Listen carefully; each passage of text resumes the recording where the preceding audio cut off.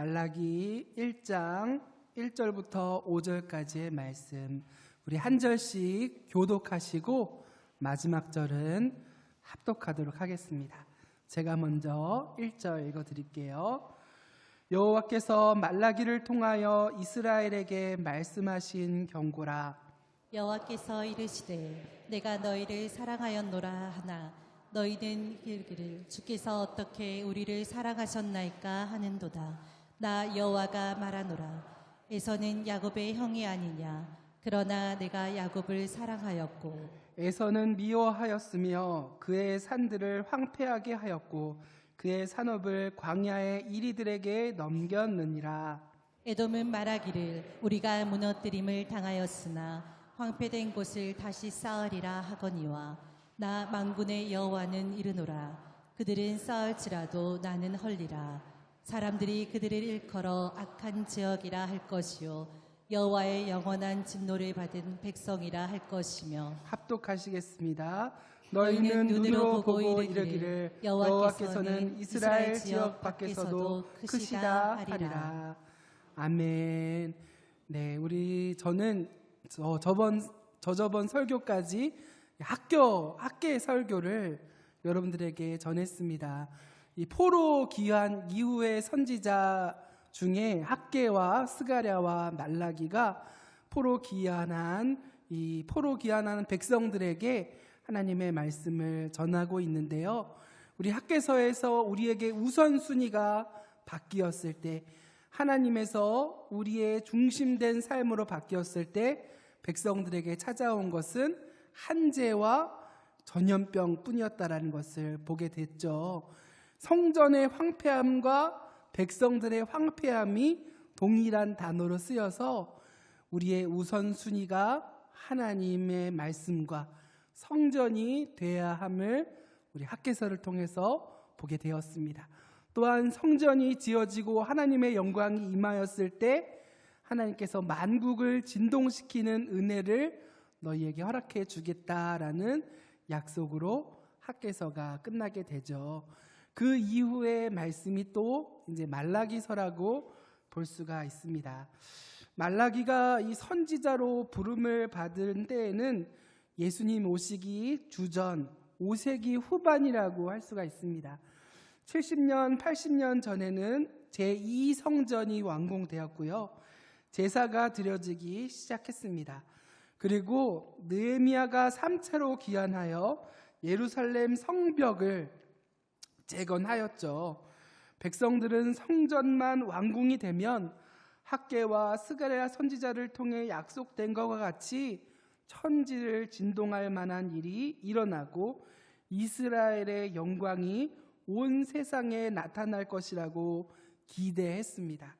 하지만 여전히 그들은 페르시아, 이 바사의 치하에서 살아가고 있었고요. 그들은 여전히 가난했고 여전히 궁핍한 삶을 살아가고 있었습니다. 그러한 기간이 좀 길어져서 그런지 시간이 지나면서 유다 백성들의 마음에는 섭섭하고 상한 마음이 생기기 시작했습니다. 하나님을 향해 섭섭마귀가 든 거죠. 제일 조심해야 될 게 사람을 향해서, 하나님을 향해서 가지는 섭섭마귀인 것 같습니다. 과연 그들은 이렇게 얘기했습니다. 하나님께서는 우리를 도우시는 분이신가? 하나님이 우리를 지금도 사랑하고 계시는 것은 맞는가? 하나님의 마음이 우리를 향해서 변한 것은 아닌가? 또한 우리는 하나님의 택하신 언약의 백성이 맞는가? 하나님의 언약을 지금도 이행하고 지키시고 계신다라는데 그 언약은 지금도 유효한가? 눈에 보이는 상황에서는 그렇게 보이지 않았기 때문에 백성들의 마음에는 두려움과 섭섭함이 가득했던 것 같습니다. 이런 불안한 질문들이 그들의 마음을 채워만 갔고요.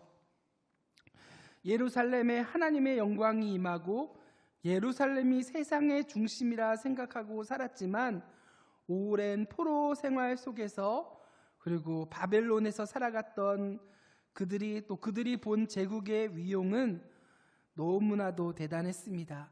예루살렘의 모습은 초라하기 그지 없었던 것이죠. 그들의 성전도 바벨론의 놀라운 공중 정원과 성전에 비교하면 초라했고 현실은 더 초라한 모습뿐이었을 것입니다. 이러한 초라함과 자신이 하찮은 존재라는 인식은 자신뿐만이 아니라 이제는 하나님을 향한 섭섭함과 환멸과 배신감으로, 그리고 예배와 하나님을 향한 사랑에 대한 냉담함으로까지 이어지게 된 것이 우리 말라기서와 학개서, 포로 귀환 이후의 선지서에서 잘 드러나는 것 같습니다. 여러분, 이러한 경험이요 남유다의 백성에게만 국한된 것이 아닌 것 같습니다. 우리에게도 있는 문제라고 할 수 있습니다. 우리도 하나님을 향한 섭섭함으로 마음이 냉랭해지고 낙심에 삼켜져서 여러분들의 삶을 방황한 적이 있지 않으신가요? 사실 목사인 저도 하나님을 향해 하나님 너무 섭섭해요 라고 얘기할 때가 참 많았습니다. 그럴 때마다 저에게 호련히 찾아온 것은 여러분 정말로 하나님을 향해 의무만 남은, 차가운 마음만 남은, 그 껍데기만 남은 저의 모습을 발견하게 됩니다. 여러분들에게도 이러한 모습이 있지 않으신가요? 여러분, 오늘 말씀을 통해서, 우리 말라기서를 통해서 하나님을 향한 사랑과 예배가 회복되었으면 좋겠습니다. 사랑이 없으면 모든 것은 의무가 됩니다. 이처럼 하나님과의 관계에서도 사랑이 없으면 우리의 마음속에 있는 신앙의 자리에는 사랑이 아닌 의무만 남게 되는 것이죠. 그리고 예배에는 형식만이 남게 됩니다. 믿음은 눈에 보이지 않아도 여전히 신실하게 하나님을 사랑하고 변함없이 하나님을 붙들고 의지하고 사랑하는 것이 우리의 믿음이지만, 우리의 믿음은 이러한 도전 앞에 정말로 쉽게 넘어지는 연약한 믿음을 가진 것이 바로 우리의 모습이죠. 이러한 문제 앞에 성경에 나오는 믿음의 사람들은 어떻게 살았을까요? 그들은 믿음의 싸움을 현실의 눈으로 자신을 바라보지 않고 믿음의 싸움을 싸워왔던 것을 우리들은 성경을 통해 발견할 수 있습니다. 우리도 마찬가지로 그리 살아가야 할 것입니다. 영적으로 메마르고 의무가 사랑을 대치하였으며 하나님을 중심 자리에서 가장자리, 하찮은 곳으로 밀어내버린 우리들에게 하나님께서는 여전히 우리를 사랑하고 계시며 사랑의 자리로 지금도 인도하고 계신다라는 이 하나님의 말씀이, 하나님의 메시지가 우리의 심령 가운데 믿음의 눈으로 심령 속에 들리기를 원합니다. 그 말씀이 오늘의 말라기서라고 할 수가 있습니다. 우리는 이 말라기서를 통해 믿음의 도전을 받는 이런 때에 믿음으로 살아가는 것이 어떤 것인가, 우리는 무엇을 어떻게 회복해야 하는가의 말씀을 오늘 살펴보려고 합니다. 말라기서는 이렇게 시작합니다. 우리 1절의 말씀인데요, 제가 말씀 한번 읽어드리겠습니다. 여호와께서 말라기를 통하여 이스라엘에게 말씀하신 경고라 라고 말씀합니다. 말라기는 경고로 시작하고 있어요. 이 경고라는 단어는 강한 뉘앙스로 전달하는 느낌을 많이 받습니다. 대개 이 단어가 사용되면 뒤에는 언제나 심판의 내용이 따라옵니다. 그래서 이 단어는 짐 또는 부담의 의미를 가지는 것이 경고라고 할 수가 있습니다. 하나님께서 말라기서를 이 단어로 시작한 것은 백성이 하나님의 말씀을 부담이나 짐으로 여겼기 때문에 지적하신 것으로 보이는 것이죠. 그렇다면 하나님께서 하신 경고, 그 뒤에 따라 나오는 경고의 내용은 무엇이었을까요? 우리 2절의 말씀을 다 같이 한번 읽어보도록 하겠습니다. 시작.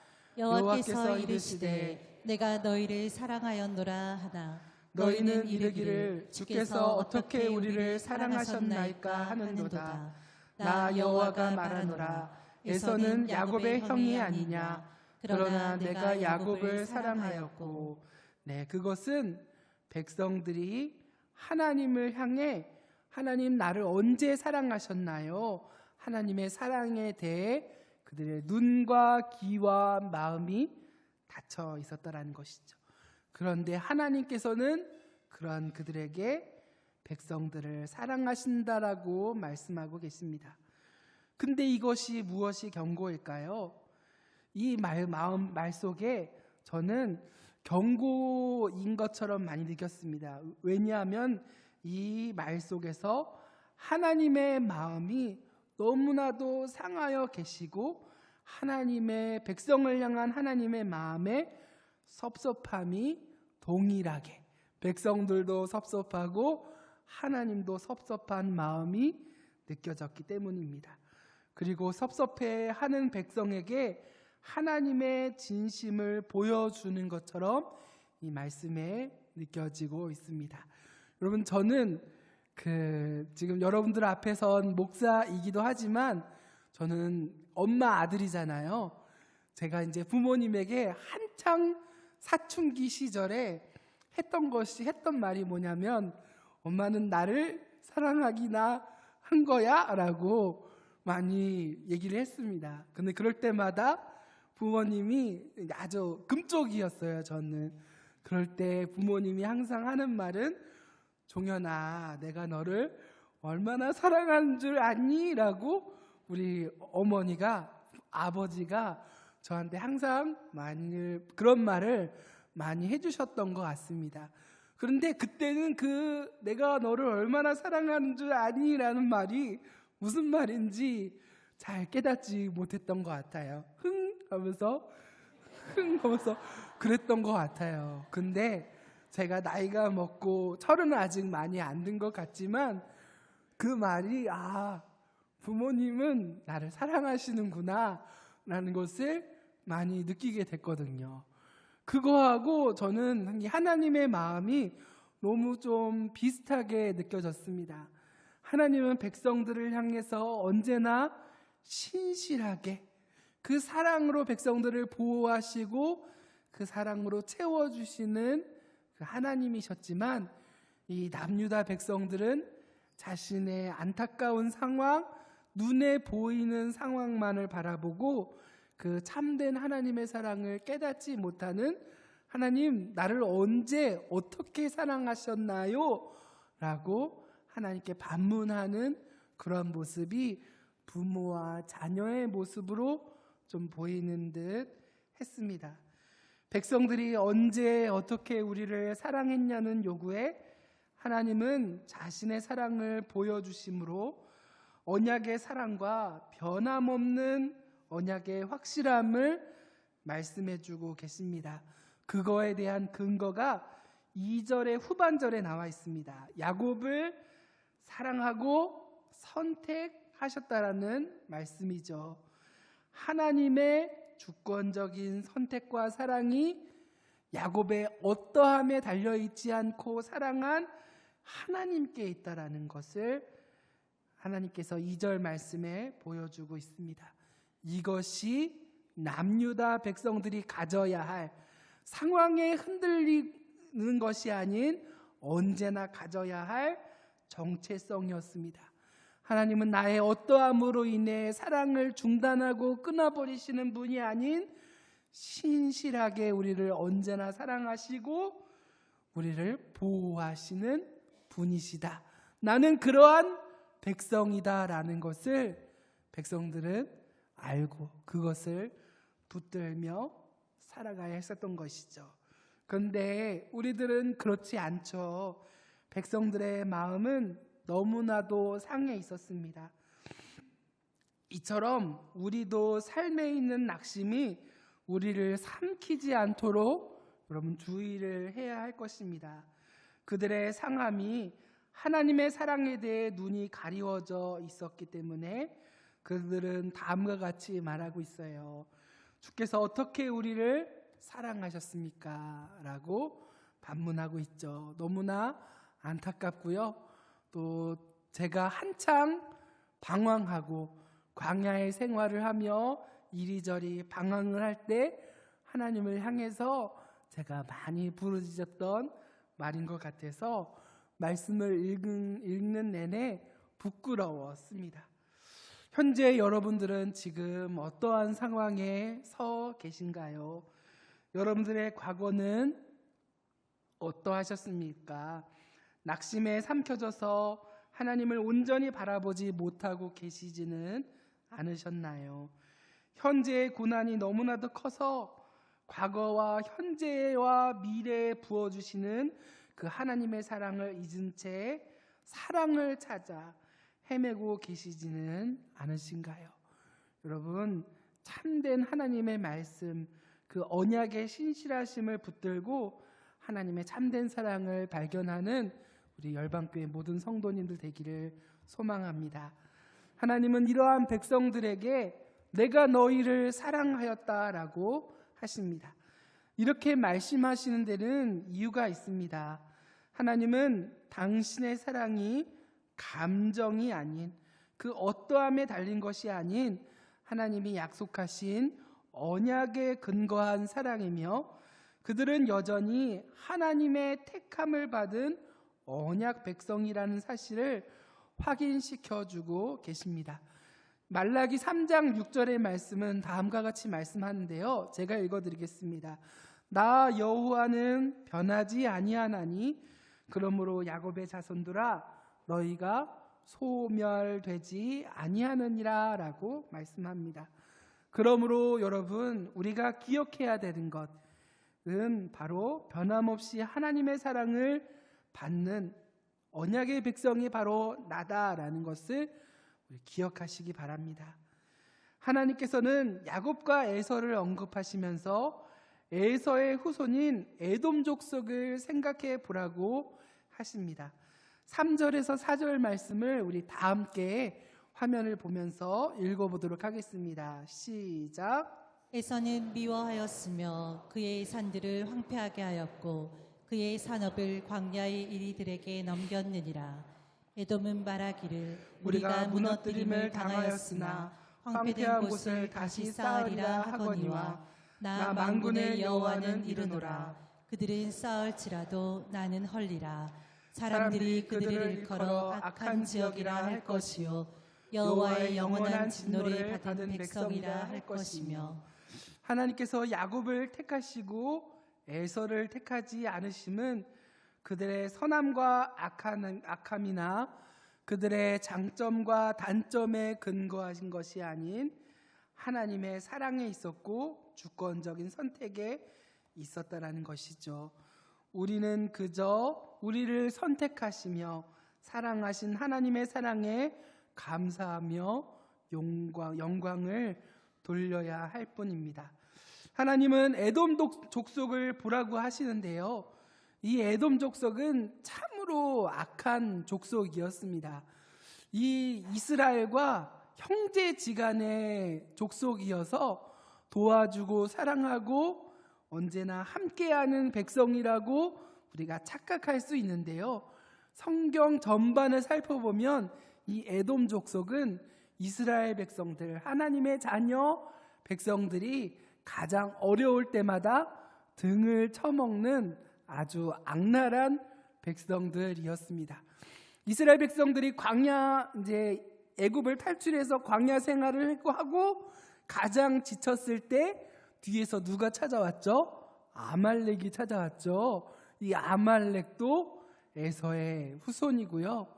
그리고 예수님을 가장 괴롭히고 죽이려 했던 헤롯도 이둠의 족속, 에돔 족속이었습니다. 에돔 족속은 성경에 계속 나타납니다. 바울을 또한 괴롭혔던 것도 복음 전하지 못하게 한 것도 에돔 족속이었습니다. 철천지 원수가 바로 이 에돔 족속이었던 거죠. 이 정말 계속해서 야곱과 에서는 구분되어 나타납니다. 하나님께서 에돔이 잘 될지라도 선택한 건 누구다? 바로 언약적으로 선택한 건 야곱이다. 그가 잘나지 않아도 가장 약소한 국가라도 하나님께서 그들을 야곱을 선택하셨던 거죠. 하나님은 에돔 족속을 보라고 하십니다. 에돔 족속이 어떠한 국가였냐면요, 또 이렇게 설명할 수 있습니다. 유다의 멸망 당시 에돔 족속은 유다가 멸망으로부터 반사 이익을 챙겼을 뿐만 아니라 바벨론을 도와서 이스라엘을 약탈하고 도주로를 차단하면서 유다의 버려진 영토까지 차지한 나라가 바로 에돔 족속이었습니다. 악한 자들이죠. 그래서 백성들은 에서가 잘 되는 것을 보고 에서를 사랑하시고 야곱을 미워하신 것처럼 그들은 느껴졌을 것입니다. 그러나 에돔의 역사를 제대로 보면 그들은 결국 하나님의 황폐하게 하심으로 역사 속으로 사라지고 맙니다. 오바댜서가 에돔의 멸망에 대한 경고의 말씀이죠. 그들은 그래서 4절의 말씀처럼 여호와의 영원한 진노를 받는 백성이 되고 말 것이라고 예언하고 있습니다. 오바댜도 그들을 향해 경고하고 있던 것이죠. 바로 이처럼 그들의 잘되고 강함과 못되고의 차이가 아닌 하나님의 선택에 있다라는 것이 우리가 주의 깊게 보아야 하는 것입니다. 비록 역사의 과정이 에돔이 성장하고 잘 사는 것처럼 보여도 하나님이 없는 백성은 망할 수밖에 없습니다. 하나님이 없는 성공과 영화는 다 헛된 것이기 때문이죠. 오전의 말씀처럼 너희는 눈으로 보고 이르기를 여호와께서는 이스라엘 지역 밖에서도 크시다 하리라처럼 하나님은 우리의 생각 밖에서도 통치하시고 하나님이신 분이기에 하나님을 더욱 크게 믿는 우리가 되었으면 좋겠습니다. 그래서 5절의 말씀처럼 하나님을 모시고 있다라는 것이 어떤 의미인지, 열방을 다스리는 분이 누구이신지 알라고 하시는 이 5절의 말씀을 우리가 기억했으면 좋겠습니다. 그것을 알므로 하나님이 자기 백성을 향한 사랑의 짐을 내려놓지 않고 끝까지 우리를 붙들고 계심을 말라기 선지자는 그것을 알라고 말씀하고 계십니다. 더 나아가 하나님은요, 이스라엘 백성들과 더불어 책망하는 존재들을 말씀하시는데요, 그것은 바로 제사장들이었습니다. 백성들의 마음이 상하고 하나님을 향한 그들의 마음이 냉담해지고 그들의 예배가 형식적이며 의무적이 된 것은 백성들의 문제만이 아니라는 것이었습니다. 또한 그들의 현실적인 고통 때문만은 아니었습니다. 그들에게 찾아온 참된 문제는 백성들을 진리로 인도해야 할 지도자, 제사장의 책임이 더 컸다고 볼 수가 있죠. 제사장들은 백성들과 짝을 이루어서 한 마음이 되어서 하나님을 멸시하고 예배를 소홀히 여기는데 앞장섰다라는 것이 말라기서에 나타난 문제입니다. 그러나 하나님은 백성들에게 책망을 더 크게 하시기보다는 제사장들을 더욱 책망하고 계시는 것을 볼 수가 있습니다. 우리 6절의 말씀 우리 다 함께 읽어보도록 하겠습니다. 시작. 내 이름을 멸시하는 제사장들아, 나 만군의 여호와가 너희에게 이르기를 아들은 그 아버지를, 종은 그 주인을 공경하나니 내가 아버지일진데 나를 공경함이 어디 있느냐, 내가 주인일진데 나를 두려워함이 어디 있느냐 하나, 너희는 이르기를 우리가 어떻게 주의 이름을 멸시하였나이까 하는도다. 바로 6절 말씀에서는 내 이름을 멸시하는 제사장들아 라고 부르십니다. 그러자 제사장들은 우리가 어떻게 주의 이름을 멸시하였습니까? 라고 대답합니다. 말라기서는 하나님의 지적에 말끝마다 반박하고 말대꾸하는 사람들이 참으로 많이 나오는데요. 이 모든 반박은 우리들의 마음을 잘 대변하는 것처럼 보이지만 기본적으로 죄인이 하나님을 향해 가진 건방진 태도로 밖에는 보이지 않습니다. 이 모습은 6절의 말씀처럼 자식이 아버지를 혹은 종이 주인을 공경하는 수준의 공경도 백성들이 그리고 제사장들이 하나님께 드리지 않았다는 것으로 보여집니다. 7절의 말씀인데요. 제가 7절 말씀 읽어드리겠습니다. 너희가 더러운 떡을 나의 제단에 드리고도 말하기를 우리가 어떻게 주를 더럽게 하였나이까 하는도다. 이는 너희가 여호와의 식탁은 경멸히 여길 것이라 말하기 때문입니다. 그들은 하나님께 드리는 제물을 하찮게 여겼고 아무거나 드리면 된다라고 생각했습니다. 그래서 병들고 다리 절고 눈먼 짐승, 버려도 아깝지 않은 짐승을 제물로 가져왔고 제사장들도 이것을 가지고 온 백성들을 책망하고 가르친 것이 아니라 아무 문제 없이 받고 제단에 드렸던 것이 바로 이 당시의 백성과 제사장들이라고 할 수가 있죠. 모두가 눈이 멀어 하나님을 멸시하는 자들이었습니다. 그래서 하나님은 구체적으로 더러운 떡을 제단에 드렸다고 말씀하시지만 그들은 그것을 알지 못하고 우리가 언제 주님을 더럽게 했습니까? 라고 반문하는 백성들의 어처구니 없는 모습을 볼 수가 있죠. 12절에서 13절에서는 하나님이 그들이 한 말을 그대로 증거로 제시합니다.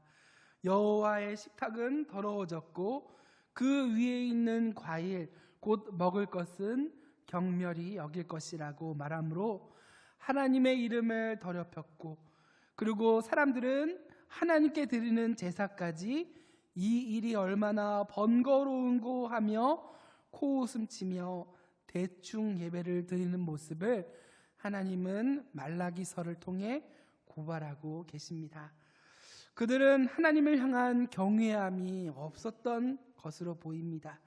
하나님은 이제 더 나아가서 8절의 말씀에 다음과 같이 말씀하는데요. 만군의 여호와가 이르노라 너희가 눈먼 희생 제물을 바치는 것이 어찌 악하지 아니하며 저는 것 병든 것을 드리는 것이 어찌 악하지 아니하냐 이제 그것을 너희 총독에게 드려보라 그가 너를 기뻐하겠으며 너를 받아주겠느냐라고 말하고 있죠. 세상의 지도자도 받지 않은 것을 하나님께 바치겠다고 제물로 가지고 온 것을 하나님 그들에게 설명해 주고 있습니다. 그러면서도 그들은 자신의 삶을 구해달라고 불쌍히 여겨달라고 하나님께 구했고 기도했다라는 것이 그들의 눈이 참으로 멀어 있고 하나님과 멀리 떨어져 있다라는 모습을 보여주고 있습니다. 여러분 한번 생각해 보십시오. 이런 일이 우리의 삶에도 그대로 일어나고 있지는 않은가요? 하나님을 향한 경외함은 없고 하나님이 자신의 삶에서 그리 중요한 분은 아니지만 그럼에도 불구하고 주일에는 예배당에 와서 예배를 드리고 기도하는 우리들에게 마음에 있는 의무만 남은 마음, 사랑도 없고 경외감도 없고 마당만 밟는 그들의 마음을 하나님은 안타까운 심정으로 지적하고 계시는 것입니다. 외면과 형식으로는 흠잡을 데 없지만 그러나 그들의 마음은 식어 있고 하나님을 향한 애정은 없었으며 마음의 중심에는 하나님을 향한 경외감이 전혀 사라져 있는 마음이 말라기서에 나온 백성들의 모습이라고 할 수 있습니다. 제사장들이나 유다 백성들은 자기들이 빠짐없이 제물을 가지고 와서 제사를 드렸기에 이 사실에 근거하여 하나님은 당연히 자기들의 기도에 응답해 주셔야 한다고 생각했습니다. 하지만 하나님께서 자신들의 기도에 응답하시지 않자 이 종교적 유희 속에서 하나님을 향한 섭섭함과 냉담함이 더욱 깊어져 간 것이죠. 그들의 본질은 하나님을 사랑하는 마음이 없었는데 말입니다. 신앙생활은 하나님을 더 사랑하고 인내하게 하지만 여러분, 종교생활은 근본적으로 자기가 한 것에 근거하기에 은혜가 없고 의무만 남은 것입니다. 여러분은 신앙 위에 자신을 세워가고 계시나요? 아니면 종교 위에 자신을 세워가고 계신가요? 우리가 하나님을 알고 사랑하는, 하나님을 경외하는 참된 신앙 위에, 하나님을 아는 그 신앙 위에 우리를 세우기를 소망합니다. 이러한 백성들에게 하나님은 자신의 마음을 보여주십니다. 10절의 말씀인데요. 만군의 여호와가 이르노라, 너희가 내 제단 위에 헛되이 불사르지 못하게 하기 위하여 너희 중에 성전 문을 닫을 자가 있으면 좋겠도다. 내가 너희를 기뻐하지 아니하며 너희가 손으로 드리는 것을 받지도 아니하리라. 차라리 성전 문을 닫을 자가 있으면 좋겠다까지 하나님은 말씀하십니다. 이 말씀은 좀 동일하게 예레미야서에도 나타나는데요. 예레미야서 7장 4절은 다음과 같이 말합니다. 너희는 이것이 여호와의 성전이라, 여호와의 성전이라, 여호와의 성전이라 하는 거짓말을 믿지 말라라고 말씀하신 것과 동일한 선상에 있습니다. 하나님을 향한 참된 신앙과 마음으로 드리지 않는 백성의 제사를 받지 아니하시고 그들의 성전을 인정하지 아니하시는 하나님이십니다. 왜냐하면 그들이 하나님을 경외하지 않고 멸시하는 백성이었기 때문이죠. 11절의 말씀은 더 이어서 말씀하고 있습니다. 만군의 여호와가 이르노라, 해 뜨는 곳에서부터 해 지는 곳에서까지의 이방 민족 중에서 내 이름이 크게 될 것이라.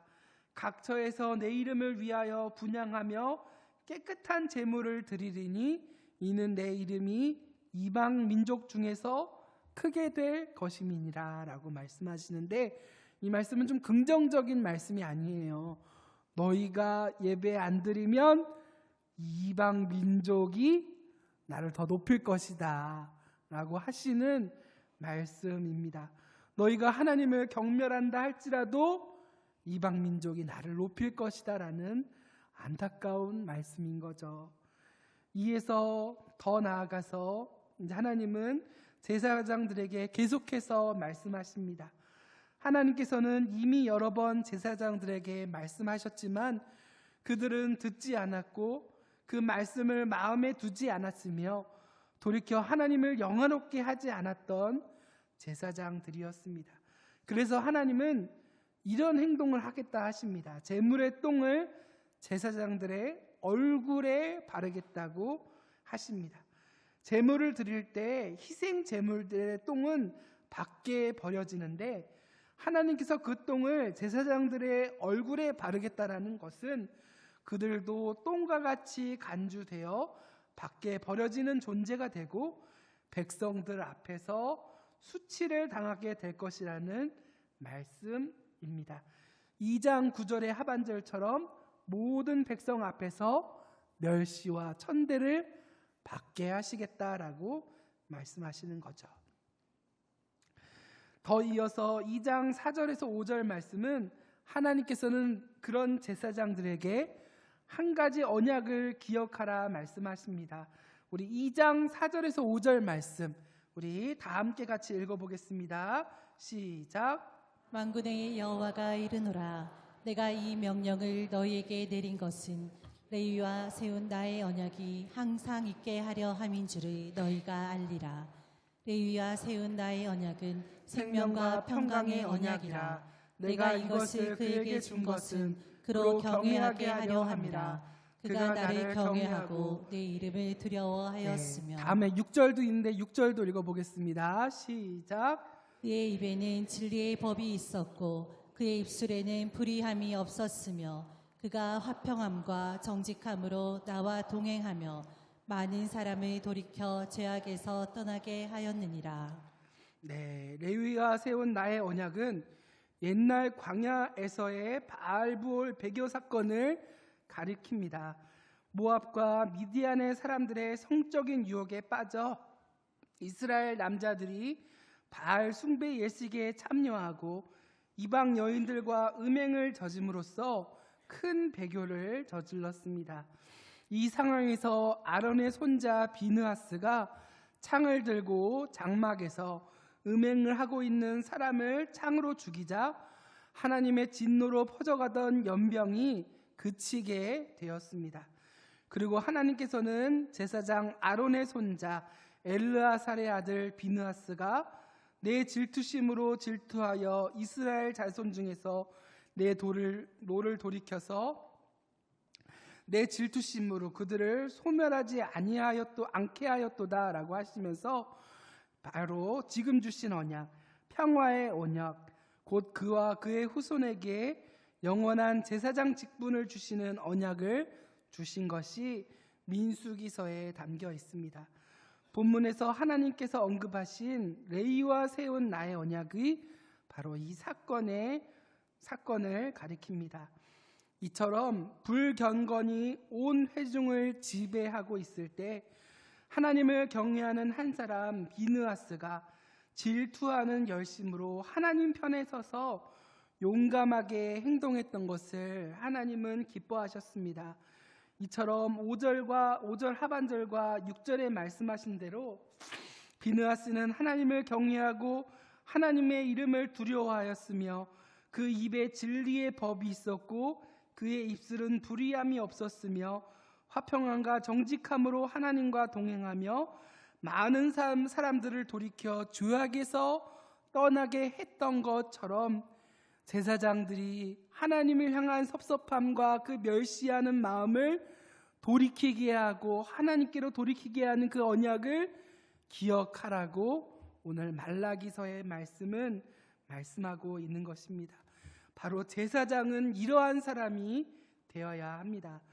비느하스는 이 점에서 모든 제사장의 귀감이 되는 사람입니다. 백성들의 죄를 징계하며 바로 잡는 사람이 이 시대의 제사장이었던 거죠. 그러나 말라기 시대의 제사장들은 도리어 자신들이 옳은 길에서 떠났을 뿐 아니라 많은 사람들로 하여금 율법을 하나님을 멸시하게 만든 장본인들이 이 시대의 제사장들이었습니다. 이렇게 그들은 비느하스로 인하여 맺어진 레위 언약을 무용지물로 만든 사람들이었던 것이죠.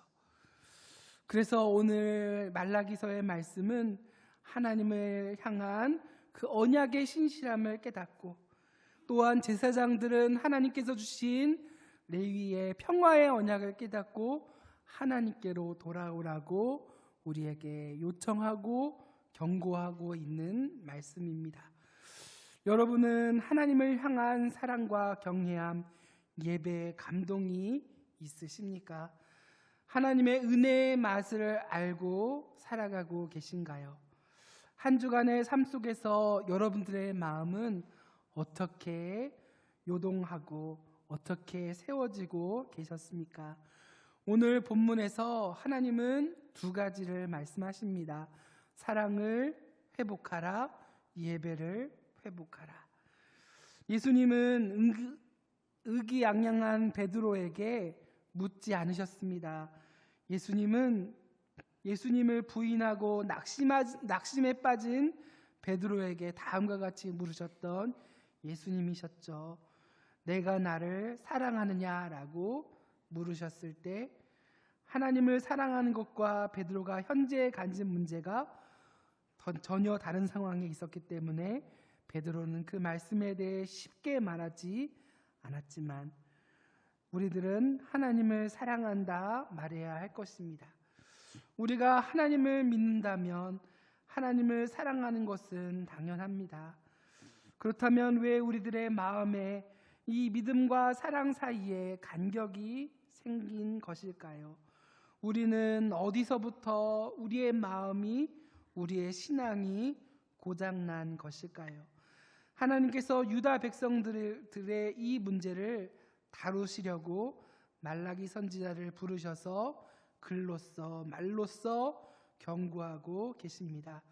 그리고 이 문제를 다루시려고 하나님은 2장 초반절부터 내가 너희를 사랑하고 있다, 사랑하였노라라고 경고의 말씀을 시작하고 계십니다. 그런 사랑 앞에서 우리들은 그 하나님의 변함없는 언약적 사랑이 우리를 여전히 사랑하고 계신다라는 것을 깨닫고 우리의 섭섭함을 내려놓아야 할 것입니다. 유다 백성처럼 하나님께 섭섭함을 가지고 계신 분 있지 않으신가요? 하나님을 향해 화가 나 있지는 않으십니까? 하나님께서 여러분들을 사랑하지 않는다고 느끼지는 않으신가요? 그때야 비로소 우리는 은혜를 구할 때입니다. 지난 모든 삶을 믿음의 눈으로 다시금 되돌아보십시오. 하나님의 선하심과 여러분들을 향하신 하나님의 사랑을 깨달을 수 있도록 기도하는, 사랑과 예배가 회복되는 우리 열방교회 모든 성도님들 되기를 주님의 이름으로 축원합니다.